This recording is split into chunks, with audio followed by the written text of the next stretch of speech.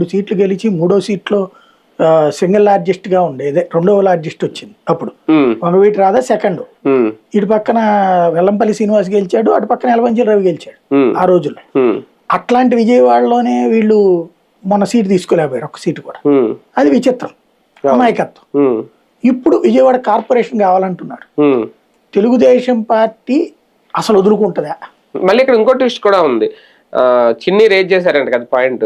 ఇప్పుడు గ్రేటర్ చేయాలి దాన్ని అంటే ఇప్పుడు కార్పొరేషన్ ఎన్నికలు అసలు జరగకూడదు, ఒకవేళ జరిగితే మళ్ళీ 5 ఏళ్ళు ఆగాలి. అందుకని అది మరి క్యాన్సిల్ అవుద్దో లేదో తెలియదు కానీ చేసే ఆలోచనలో ఉన్నాను. అదే కనుక జరిగితే అప్పుడు వీళ్ళ పరిస్థితి ఏంటి? అప్పుడు గుంటూరు అడుగుతారు, లేదా గుంటూరు కూడా కలిపితే అక్కడ అడుగుతారు. బలం ఉండాలి కదా ఫస్ట్ వీళ్ళు అనుకున్నది. వేరే బలం ఉంటది ఉంటదా? గోదావరి జిల్లాలో బలమేనండి. వీళ్ళు నన్ను అడిగితే ఒకటి, ఇది గ్రేటర్ విజయవాడ అని పెట్టగలిగితే మాత్రం, గ్రేటర్ అమరావతి అని పెట్టగలిగితే చంద్రబాబు నాయుడు మంచి స్టెప్ తీసుకున్నట్టు.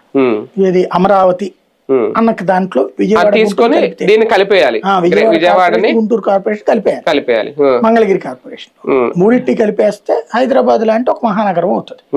గుడ్.